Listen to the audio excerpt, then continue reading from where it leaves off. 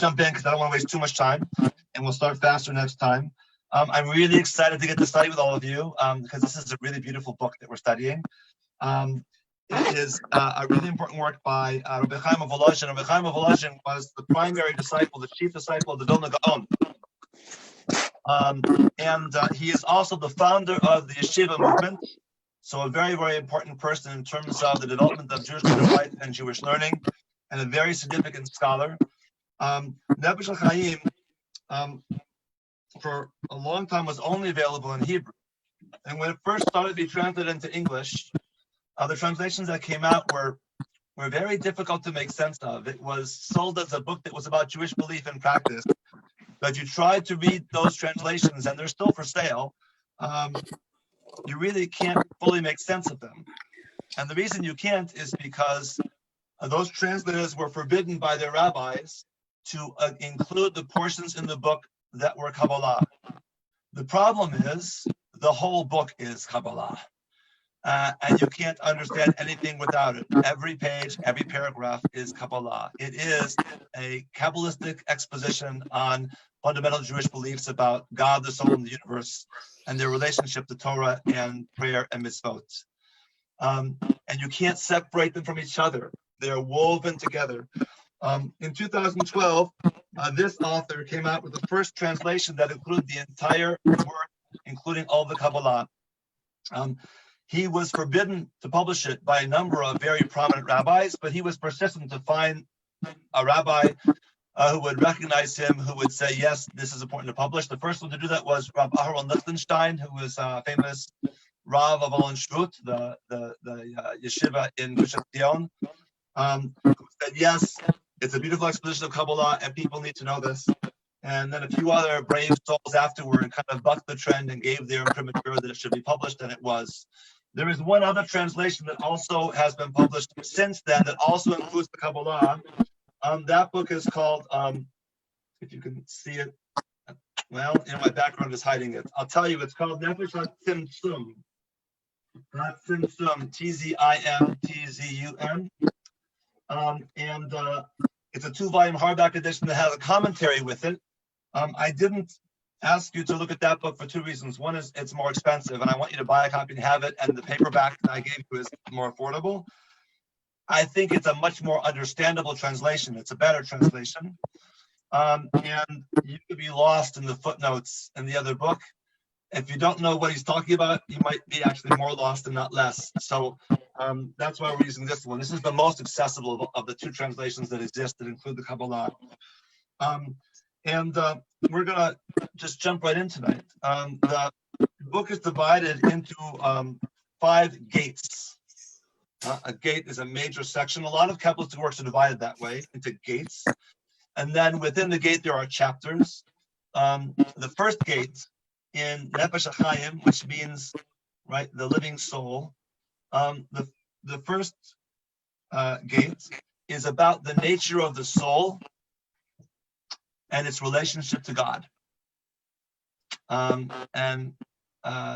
As we study this chapter together, we'll get into some kind of basic concepts of Kabbalah that will come into play as we read together. I don't know what people think when they think of Kabbalah and mysticism, but if they've studied before, I have an idea. If you haven't, have different ideas about it. We're not studying hocus pocus. It's not about formless incantations. It's not about making things happen. Kabbalah is simply a way of understanding the nature of the universe, the nature of God. What is the inner mechanics of how God functions in relationship to the world and to us, right? And there is a general theme in Kabbalah. It is theurgic, meaning not magical, but there is a belief that what we do influences the cosmos, right? That there is a role that our actions, words, thoughts, prayers have that affects the universe. And we'll talk about what that means together. But there are 2 really major goals in studying Kabbalah in traditional Kabbalistic circles and in Chassidut also. One of them is to draw close to God and seek a mystical union with God, where our soul blends so completely into the spirit of God, right, that they're indistinguishable from each other. In Kabbalistic terms, that's often referred to as bitul hanafesh, the extinguishment or the voiding of the soul. right? That we cease to exist, or I should say to perceive ourselves. We cease to be able to perceive ourselves as a separate entity, and we are just immersed in the energy of the divine. Also, it's called dveikut, clinging to God. That's one goal of mysticism. And the other goal of mysticism is to bring the world right closer to redemption and closer, the entire universe and the world closer to union with God through our actions. So we're going to talk about both of those things as we go along. But let's look at chapter 1, which is on page 43, and hopefully you have that in front of you. I'm going to read a little bit and then we'll talk as we go. So it begins by expounding on the opening section of the Torah in Bereshit, right? Rabbi? It is written. Yes. Excuse me, Rabbi. Is there anything that can be done about the background noise? You know what? If everybody, the best thing is if everybody can mute yourselves, or I'll mute you all, actually, but I'm going to allow you to unmute yourself. So now there should be no background noise anymore, right? But if you have a question or you want to talk, then do you all see where it says unmute? It's on the bottom. If you move your mouse down to the bottom of the screen, you have a panel that pops up, and on the left side, there should be a button that says mute and unmute. It toggles back and forth. Do you all see that? There's also one if you put your cursor. If you highlight your name in the participant, in the upper right-hand corner. Right. Okay. I'm going to unmute you for a moment. Do you all see that? Yep. No questions? Okay. I'm muting you again. So if you want to speak, feel free to unmute yourself. So chapter 1, it is written in Bereshit in Genesis, God Elohim, and the way he translates his book here is whenever he uses the word God, he tells you what Hebrew word for God Rabbi Chaim is using because it matters, right? The names are chosen for a reason because they represent different qualities of God. So Elohim thus created man with his Tselem, right? Everyone is familiar with that verse in Genesis. With the Tselem of Elohim, he created him, right? But Tselem Elohim bara oto, right? And it is also written in chapter 9 of Bereshit, for with the Tselem of Elohim, he made God. So Tselem, anybody know what the word Tselem means? You can unmute if you want to answer. He made man, right? Well, it means not image. Man is made in the Tselem of God, but Tselem means form or image, right? Yeah. In its literal sense, we tend to think of meaning as an actual image that we would look like God.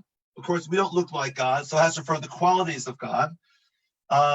That we embody the qualities of God, that we are like God. But here, you'll see Rabbi Chaim is going to give a particular twist on the meaning of this word Tselem in Kabbalah. This is a reference to the deep inner meaning of Tselem, it being one of the loftiest concepts in creation, containing within it most of the Zohar's innermost secrets.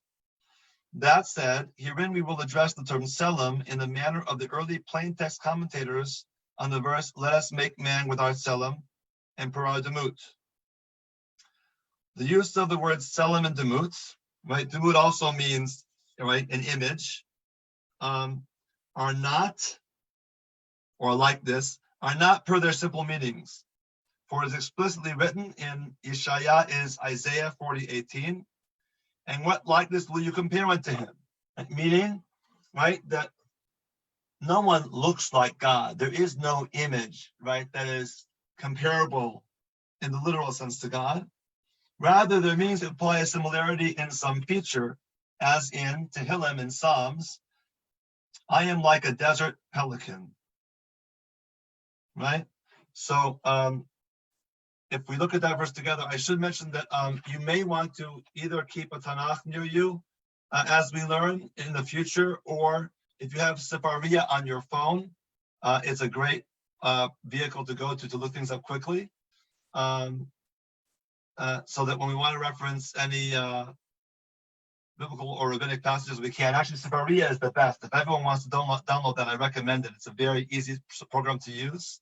Sefaria. And you can download it for your phone. It has everything from the Bible to Mishnah to Talmud to Kabbalistic works to modern commentaries. It's a whole Jewish library on your phone. It's a great vehicle. So if we look at Psalms 102, you'll see there, I'm pulling it up.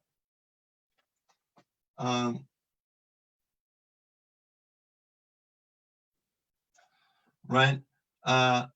This is the Psalm, a prayer of the lowly man when he is faint and pours his plea before the Lord. O Lord, hear my prayer, let my cry come before you. Do not hide your face from me in my time of trouble. Turn your ear to me. And then the psalmist goes on to talk about how withered he is, the pain and suffering that he's in. And he compares himself to different animals. And one of the lines is in verse 7, and he says, I am like a chos, which in Sefaria they translate as an owl, but which he translates as a pelican. But it doesn't matter which way you translate it. The point is that when the psalmist says, I'm like a pelican or I'm like an owl, right, it doesn't mean that he looks like a pelican or an owl, right? That's Rabbi Chaim's point, right? He was not given, looking back at our text on the top of 44, the second line, it was not that he was given wings and a beak, and not that his physical experience was transformed into a pelican. Rather, that he is described in that instance by his actions, that he wandered from place to place like the pelican in the desert, a lone bird that flies from place to place. This is per the early plain meaning of the commentators, right? This is what is meant with Selim. You all follow that? That's good, because that will probably be about the last time that he will explain something in that kind of a plain way. From here on out, it's all Kabbalah. Chapter 2. However, to understand why he specifically stated in the image of Elohim and not some other name, right? Not using some other name of God like Yud He Vav He, for example, right? It is because the meaning of the name Elohim is well understood, that it implies that he, blessed be his name, is the master of all powers, right? As is explained in the Tur or Ha-Chayyim. The Tur is the predecessor of the Shulchan Aruch. It's a medieval code of Jewish law. The matter of why he is called master of all powers is because the attributes of the Holy One, blessed be he, are not like those of flesh and blood. For man, when he built a structure, for example, of wood, the builder doesn't create and materialize the wood from his own powers. Rather, he takes pre-existing lumber and organizes it into a structure. And he completes arranging it according to his will. If he ceases his efforts in the parts, the structure still persists, right? In other words, when we make things, we make something from something, right? Whereas God, right, during the time when all the worlds were created, and he materialized them ex nihilo, from nothing with his infinite powers. There was nothing that pre-existed before. So it continues since then, every day and surely every moment. All the powers that make them exist, structure them and sustain them, are dependent only on what he, blessed be he, impresses upon them via his will at every moment, via the power and the influence of newly created light. Right? So, right, what is he saying here? He's not just saying that God created the world out of nothing, but there's something else very important that he's conveying. And that is that God is continually creating the world at every single moment. It's not that he created the world and the world stands alone as a creation. The watchmaker can make the watch and walk away from it. The watch still exists, right? I can build a house out of wood and bricks. I can walk away. The house will still exist. But our existence, the universe, does not exist except for the fact that God is recreating it over and over and over again at every single moment, right? By the power of his light, his energy, his spirit. And we'll talk about what that means and how that process takes place. But God's light is constantly creating the world. And if he, blessed be he, removed the power of his influence for even one moment, in that moment, everything would revert to nothingness and chaos, right? This universe only exists because God is creating it through the flow of his spirit, light, energy, right? That's what we are all made of. That's what sustains us. If for a moment God were to stop that creative process, right, there would be nothing. And it's also, Rabbi, that the light is not an abstract term, right? The light comes from the Or Ein Sof, right? Yes, and also we should be careful about the word light here, right? Because when the Kabbalists talk about light, they're using, right, what is to their minds the best, most accessible metaphor they can to explain a phenomenon, right, that is beyond human description, right? So we use the word light because we understand what light is, right? Illuminates, light brings heat, light has energy, right? So those are all terms that we can relate to, right? But that light is God's spirit, right?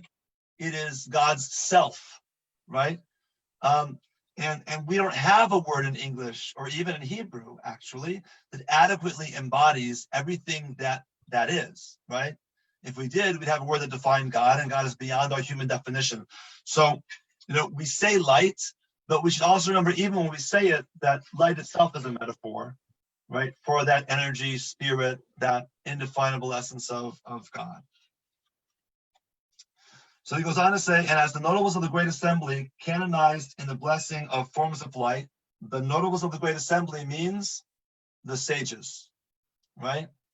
The men of the Great Assembly is a rabbinic term which refers to the early rabbis, right? In the blessing, forms of light, that blessing is Yotzer Or, right? It is the first blessing that we recite after Baruch Hu, right? The first blessing of the Shema, right? Praises God for creating the heavenly lights, right?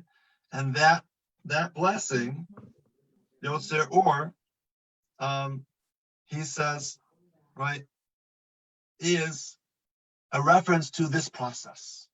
He constantly renews the acts of creation. And in that blessing, in fact, we have those words in the Siddur, in that first paragraph that we recite after Baruch Hu before the Shema, in the morning service, we have this phrase, HaMechadesh b'chol yom tamid ma'aseh b'reishit.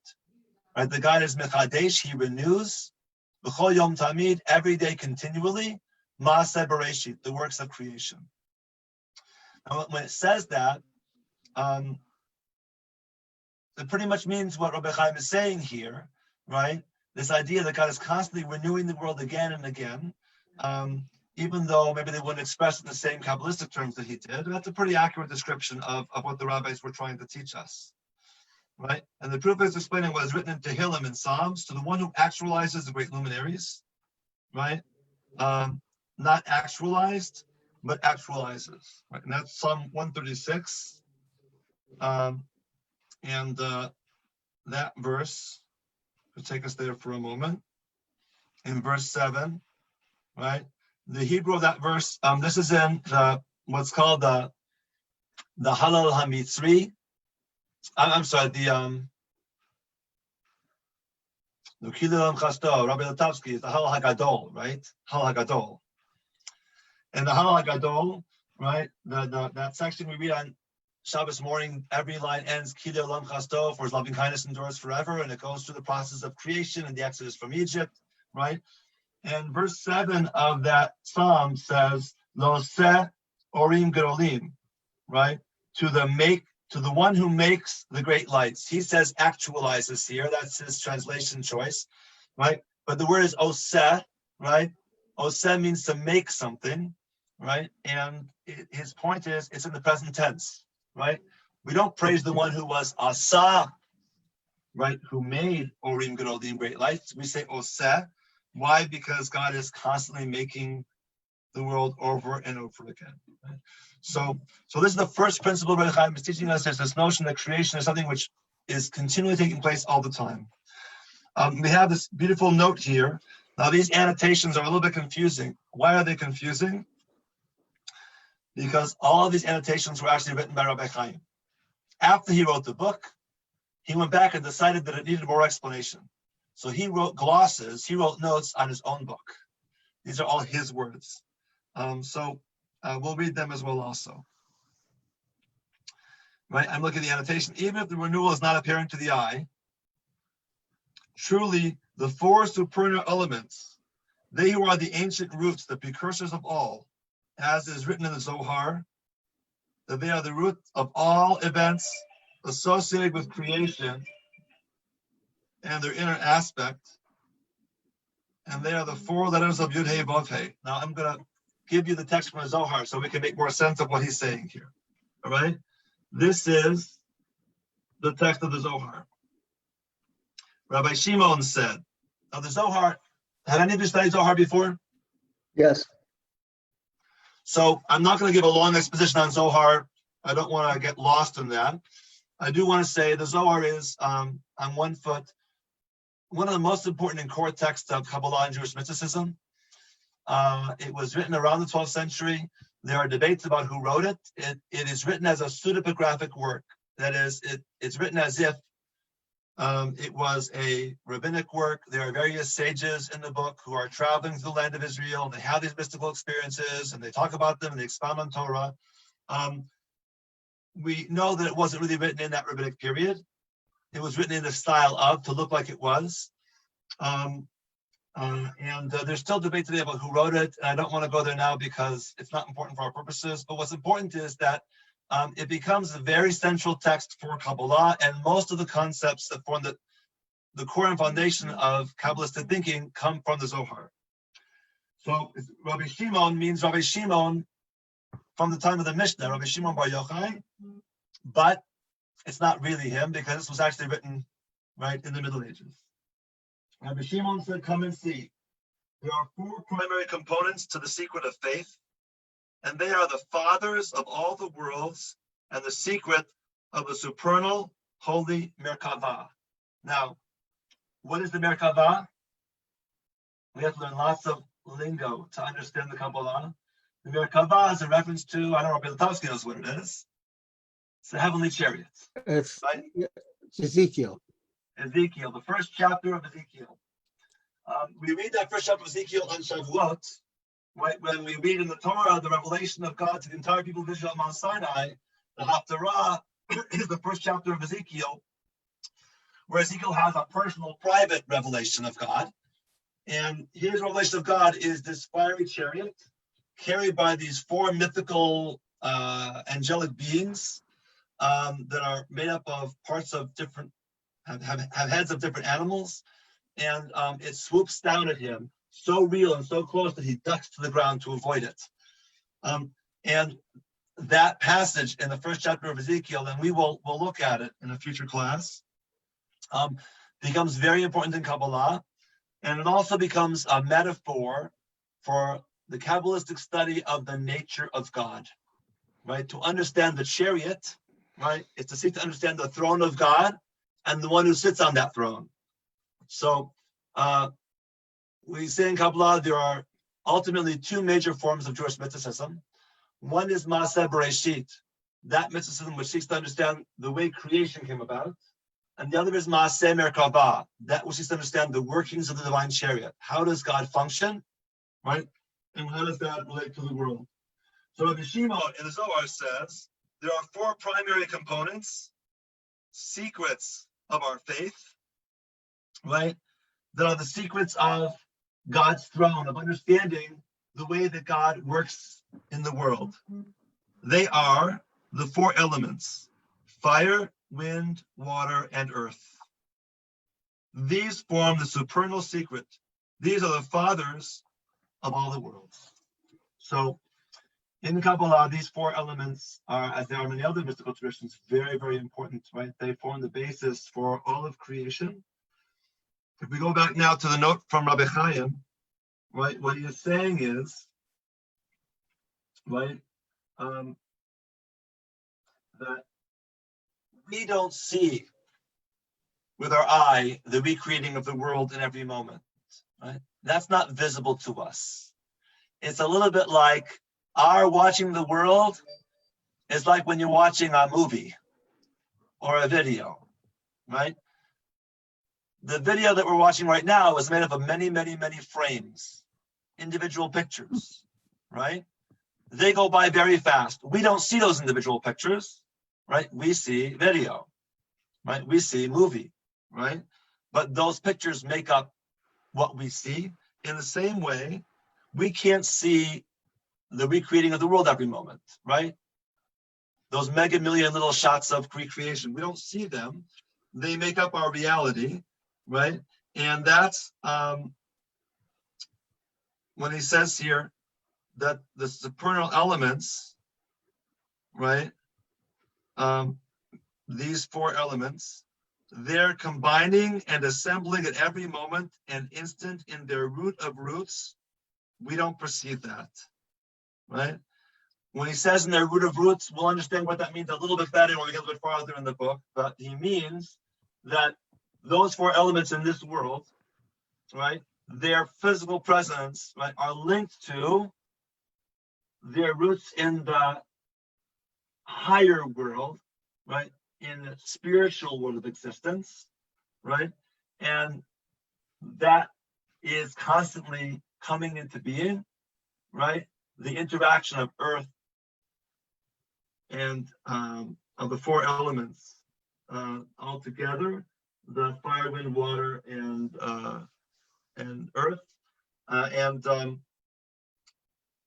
it happens according to his will. He's constantly remixing these elements together to bring about existence as we have it, reshaping existence. Every element, the Kabbalists did not know from molecules or atoms, but that's more or less what they're saying here, right? Is that the most fundamental building blocks of the universe, God kind of mixes and recreates them at every moment to bring existence, right, into being. Does that make sense? Everyone follow that? All right, so skip the next piece for the moment, under the note about the permutations of the name. We're going to leave that aside for the moment and go to where the regular text starts on page 47. This is why he, blessed be his name, is called Elohim, master of all powers. All powers found in any of the worlds, every one of them, he is master over their power. He impresses within them the power and constrained strength during every movement, and they are constantly dependent upon him to change and organize, right, according to his blessed will. So this is our first principle, right? That the world is constantly being recreated. God is shaping it according to his will. We can't perceive it. And that's the meaning of the word Elohim. The meaning of the word Elohim is that God controls all the powers that are, right, beneath him, so to speak. And we'll elaborate on that more. So look at chapter 3. I'm pushing us through a bunch of text, and then we'll talk about it once we kind of paint the picture of it. According to this model, he, God, blessed be he, as it were, created man and appointed him to rule over the multitude of powers and numberless worlds, and assigned them to him. So he should be their spokesman and govern them via the minute details of his actions, speech, and thoughts. So, right, this is, right, a very deep and fundamental principle in Kabbalah, right? God, when he created humanity, he appointed us over all the other powers, right? Just like God is over all the powers, he appointed us over all the powers.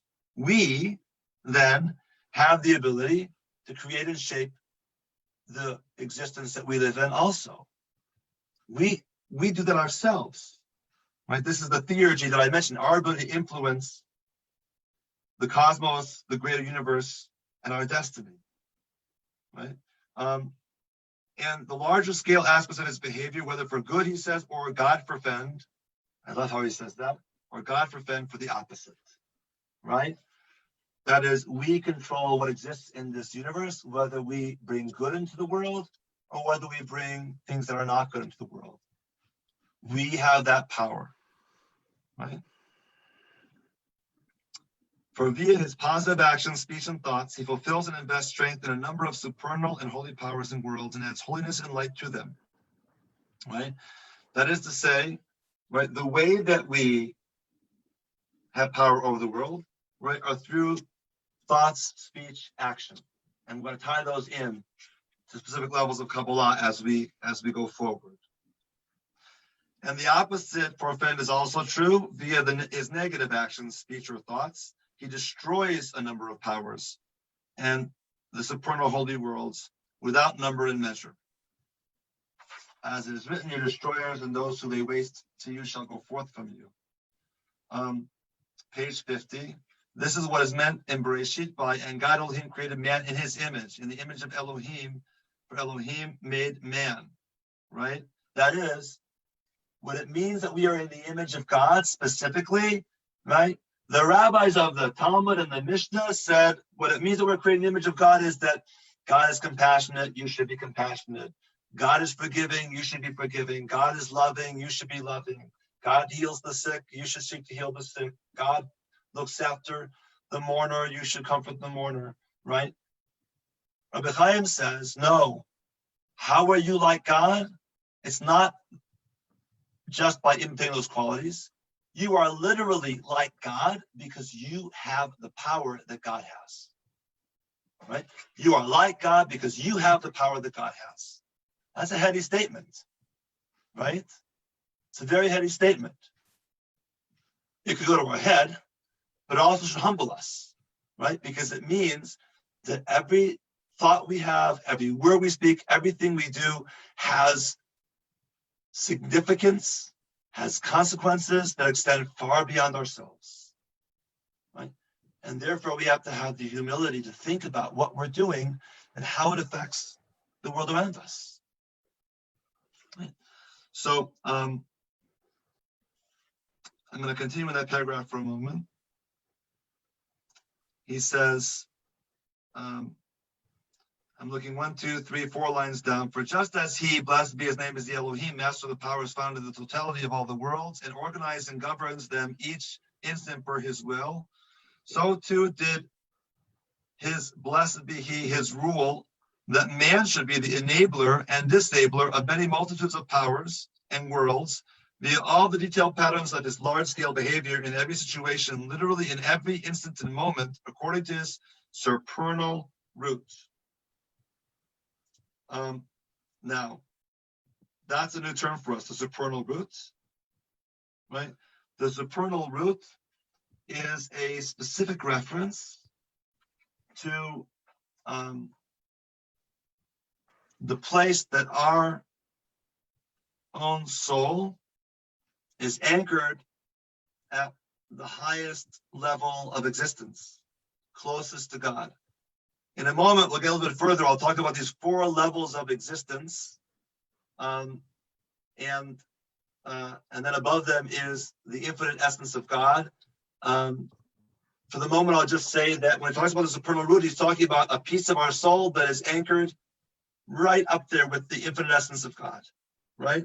That our soul is an extension of a root that is planted in the divine, right? It's part of the infinite, unknowable essence of God, right? It's not something separate or distinct. It's not even part of the lower worlds, right? Even though we live here in the material world, the soul is connected to that which is above us. And the sages said in Echa Rabbah, and Echa Rabbah is the midrash on the Book of Lamentations. Rabbi Azariah said in the name of Rabbi Yehuda, the son of Rabbi Simon, when Israel performs God's will, the Almighty's power increases. As is written in Psalms, through Elohim, we will make valor. Right? So when we do God's will, God is stronger. God is able to do more. Right? And when Israel does not perform God's will, it is as if they weaken the great power of heaven. As is written, rock, your children weaken you. That's from Devarim 32:18. I'll take us there for a moment because sometimes it's interesting to see how we get from a Torah verse to the Kabbalah. And while I'm getting us to that verse, right, I just want to say that what's so fascinating about this idea that he proposes here for us, right, is we have a tendency to want to view God as being all-powerful, all-present, all-knowing. God is always all the alls, right? We think of God as being all the alls. That is a very classic Western Christian notion of God. But it was never true in the Jewish tradition that we viewed God as being the be-all and end-all of everything. That's not really true. We know right away, right, that God gave human beings free will, and God giving us free will meant that he surrendered control over our actions. That's a limitation on God.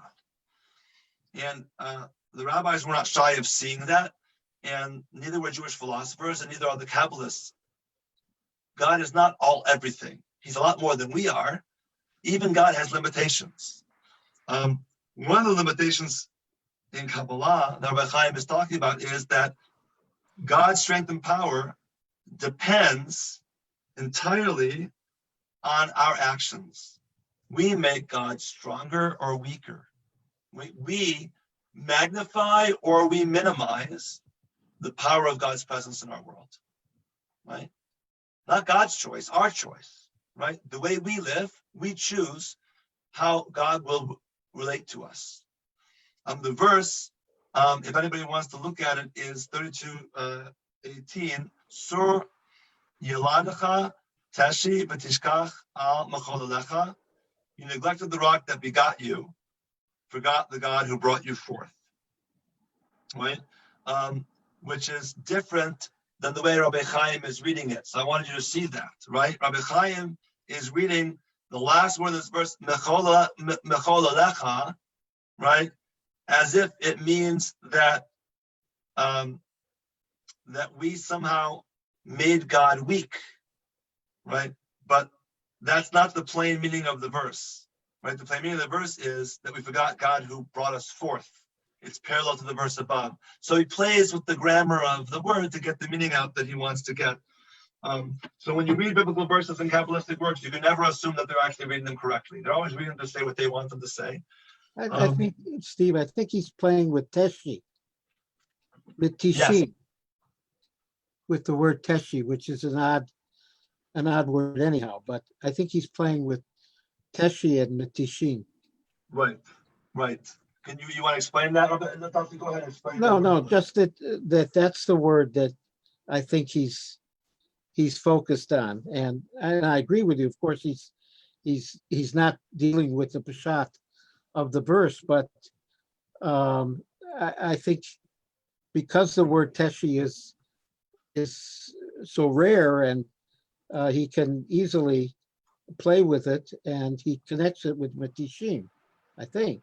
Right. Yeah, I think that's right. So, hi Nancy, welcome. If you have the text in front of you, we're on the bottom of 50 and starting on page 51 in the text. So, so this idea then that our actions influence God's power in the universe. And page 51, in a few citations in the Holy Zohar, we find that the sins of man cause blemishes above. And similarly, the Torah says, give strength to Elohim, right? Meaning, that Kabbalah understands give strength to Elohim in the Psalms as how do we give strength to God? When we are faithful to God, right? When we follow God's ways, we impart power to God, we make God stronger. And in the Zohar, at the beginning of Parshat Bo, it says, and it was the day and they came to stand before God. When they want to denounce Israel's actions, it is God they certainly denounce. Because when Israel performs improper actions, it is as if they weaken God's power.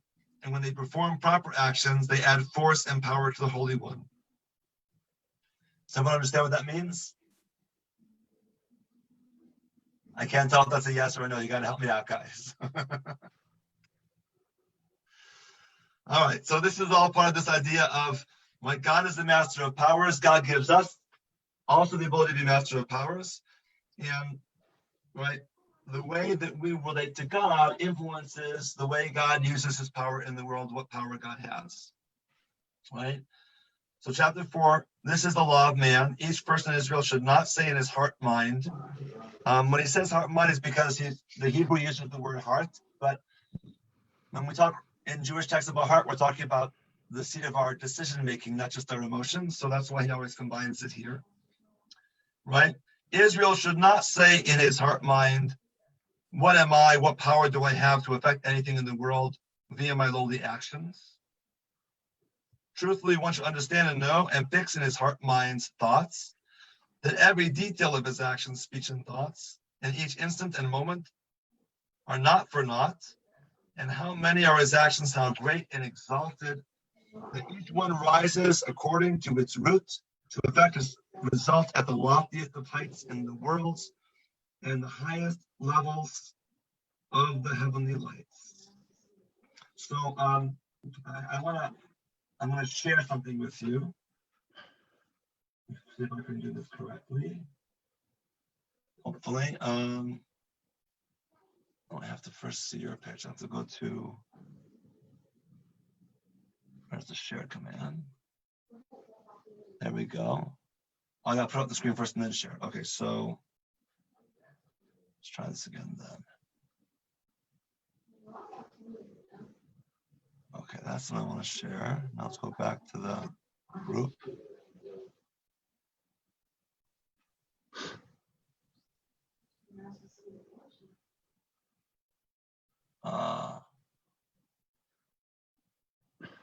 Why don't I see what I want to share? Maybe I can't share it. I thought I could.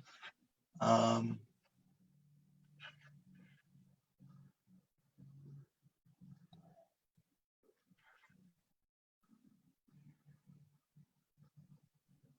isn't it here?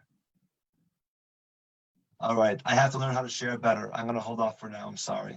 I wanted to share a picture with you, but help to explain it. I think it's your background. It's messing you up.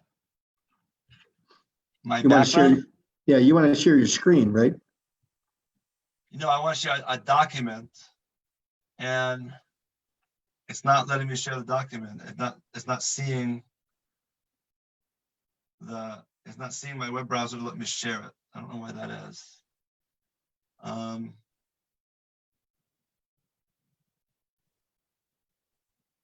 Try one more time.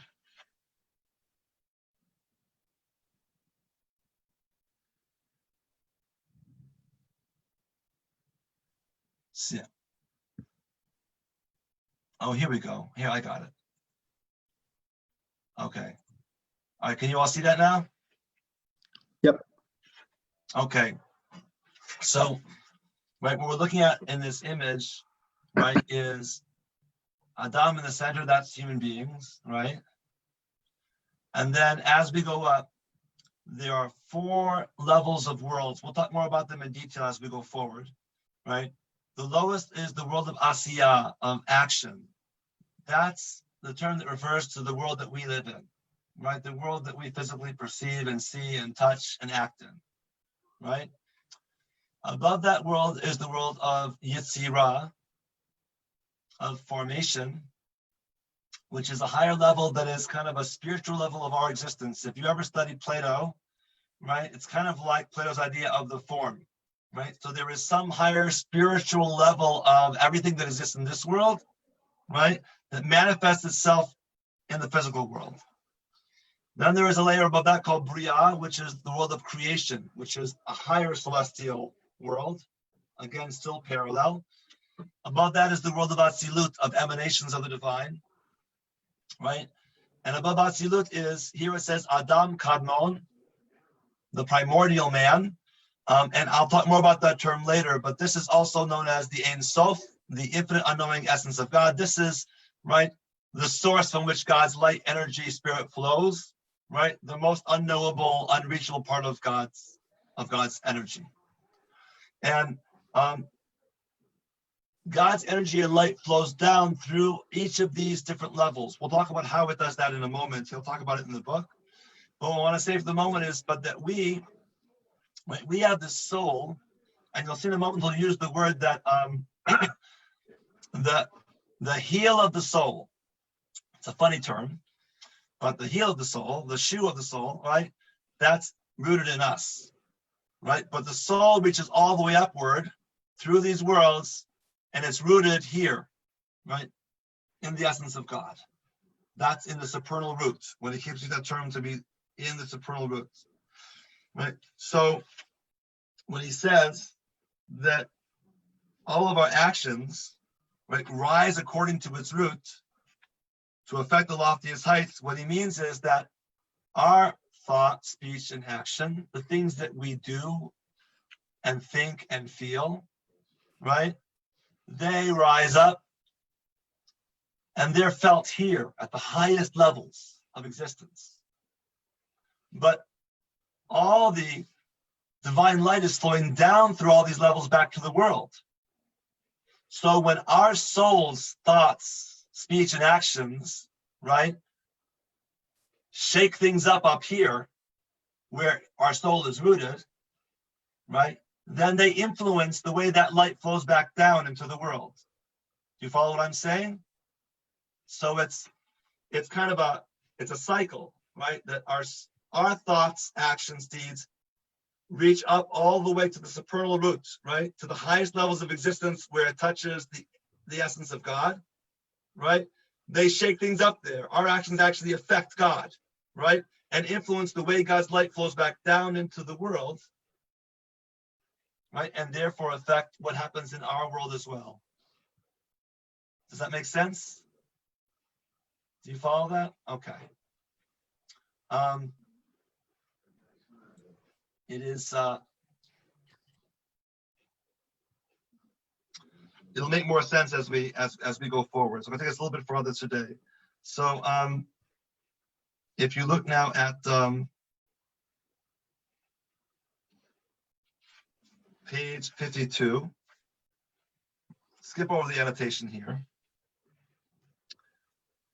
And verily, for the wise man who understands the veracity of this, his heart mind will shiver within him with fear and trembling when he regards his no good actions, heaven forfend. Whence they arrive to ruin and destroy with a minor sin, heaven forfend, much more than Nebuchadnezzar and Titus, right? Nebuchadnezzar and Titus, who destroyed what? The Holy Temple, right?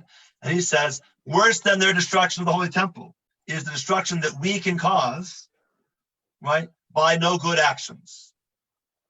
Because we have this ability and power to influence the whole cosmos.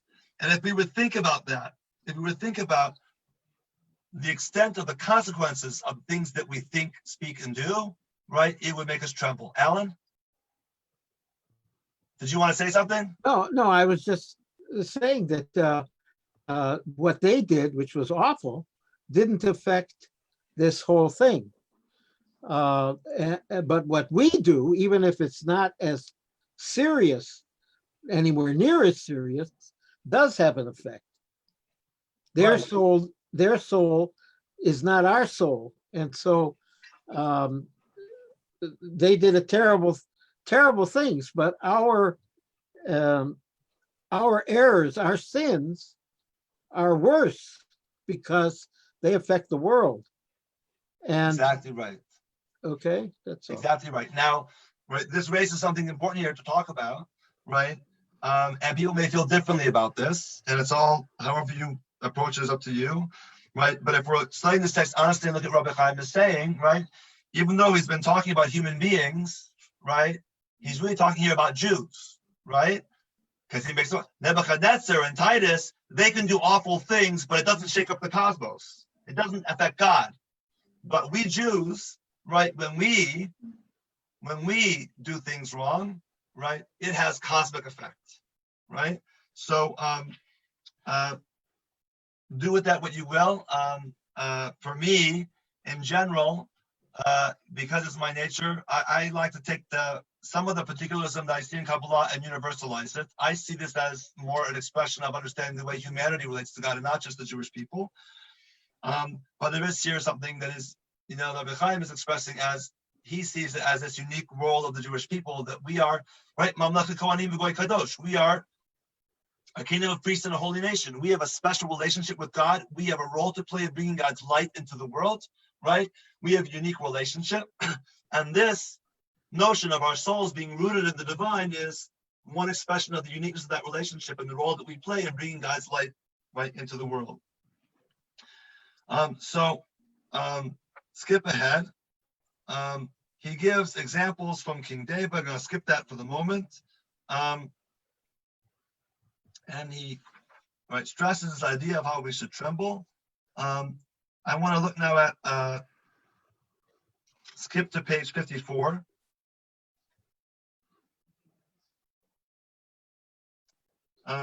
Look at the last paragraph on 54.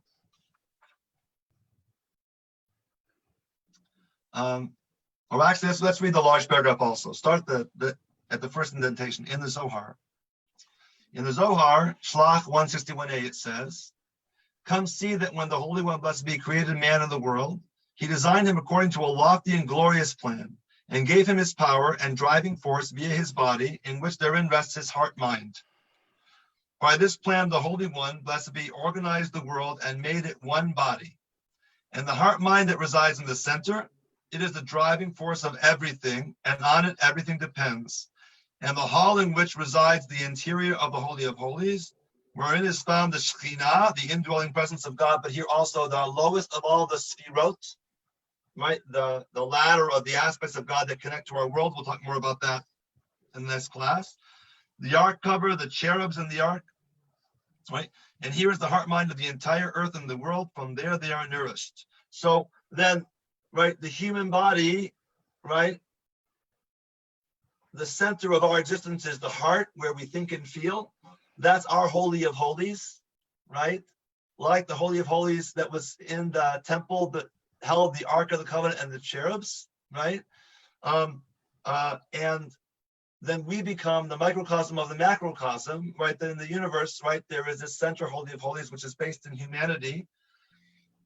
This being so, at the moment when a man strays to think in his heart minds a thought that isn't plural, that isn't pure, related to adultery, God save us, he introduces a prostitute, the symbol of envy, in the house of the heavenly Holy of Holies. Dreadful in the holy lofty worlds, God heaven forfend. And increasing, God save us, the power of impurity, and the other side, in the house of the heavenly Holy of Holies, much more and even more than what the powers of impurity caused by Titus, when he installed a prostitute in the interior of the Holy of Holies in the earthly temple, right? So, right, he says, if a Jew, right, thinks about a prostitute, right, then he's introduced that into the Holy of Holies, because what is the Holy of Holies? Here, your heart, your mind, right? That's the Holy of Holies, right? So when you do that, right, you are bringing impurity, right, into the intimate presence of God, right? And when you bring in that impurity, you also bring in the other side. The other side. The Aramaic phrase used to describe the other side in the Zohar is the Sitra Achra. The Sitra Achra. And that's a term you're going to want to remember. We'll come back to it many times. Sitra Achra, the other side. The other side of what? The other side of good. The other side of good, yes, but also the other side of, take one O out of good. It's the other side of God. It's the other side of God, right? Because if we believe, right, that everything is contained within God, right? And even though Kabbalah will break God down into various kind of powers and elements within, nonetheless, in the end, Kabbalah is still monotheistic. We believe that God is one entity, right, within which everything in the universe is contained, right, including all opposites. God is light and dark, love and hate, peace and war, right? Right, peace and friendship and anger. Everything is in God. Good and evil are also both contained within God, right? So evil and suffering in the world, that's also part of God, but that's Sitra Achra, that's the other side of God, right? And we'll talk about what that means, the other side of God, and how does that side function? There are a core, and we'll talk more about it as we get deeper into the book, but just kind of in a very simplistic way,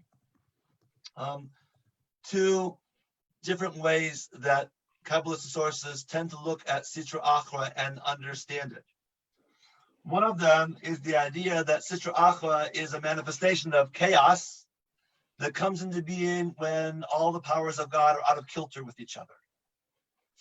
The other is that Sitra Achra is actually kind of a parallel power structure within God, right, that runs parallel to all the good spheres that we're talking about, that we're going to learn about all the different levels of attributes of God. that there's this parallel of the piece, right? There's the force and there's the dark side, right? And they run down parallel to each other, literally, right? And that evil and suffering come into our world when the dark side bleeds into our side. And that we have to keep our spirit strong so they don't let it bleed over into it.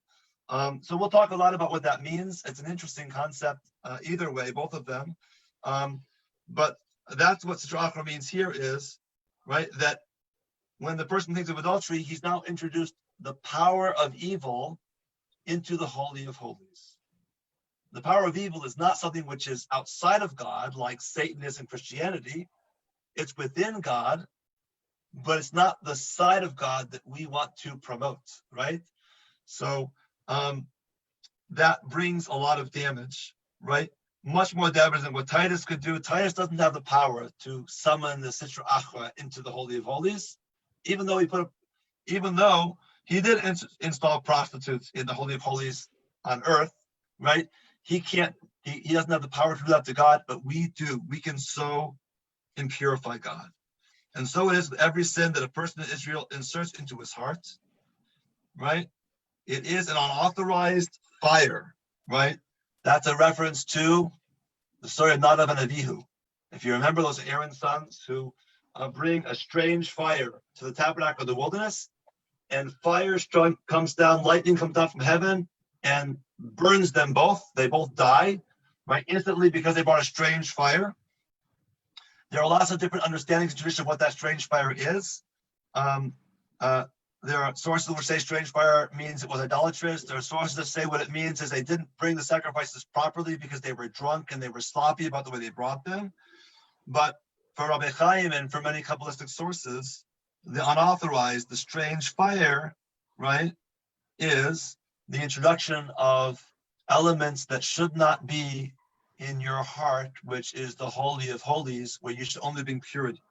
Thoughts of sin, anger, evil desires, right, temptation, right, all of these things we should purge from ourselves because they could summon the other side, right? And this is what God said to Yechezkel, to Ezekiel, right? This is my throne's place. There I will dwell within Israel forever, and no longer will the house of Israel defile my holy name in their prostitution. Now they will distance themselves from their prostitution, and I will dwell within them forever. God dwells within us. That's the soul, right? And the Holy and Holies of that soul, which also is linked to the core and holy of the universe and of God, right, is the heart, right? And we should not defile, right, that presence of God ultimately within us. So does that make sense to everybody? We're all together? So, and questions?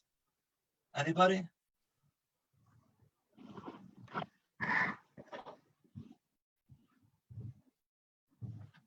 So as we start on this book, and we'll build as we go. Right, what we've got in these first chapters as we begin is this idea that our soul is rooted in the divine. Everything we do in our speech, thought, and action influences the divine. How we influence the divine weakens or strengthens the power of God's light, energy, spirit in this world, and therefore affects the world, right? And in particular, our thoughts, that which is internal, right? That's the Holy of Holies. That's the place where we are closest to God, where we feel God's presence most intensely, right? And we should seek to guard those thoughts, to keep them pure, right? Lest we introduce harmful elements, right? That not only could harm us or damage our relationship with God, but we should tremble and think about the idea that what we think, what we speak, what we do, ultimately affects the world around us. And that's probably a good place for us to stop for the first night. I just want to ask everybody, so I have a sense of how we should proceed. Is it helpful to read the text as we go? Do you want to read the text ahead of time and I'll expound on it and talk about it? What's the best way for us to go forward?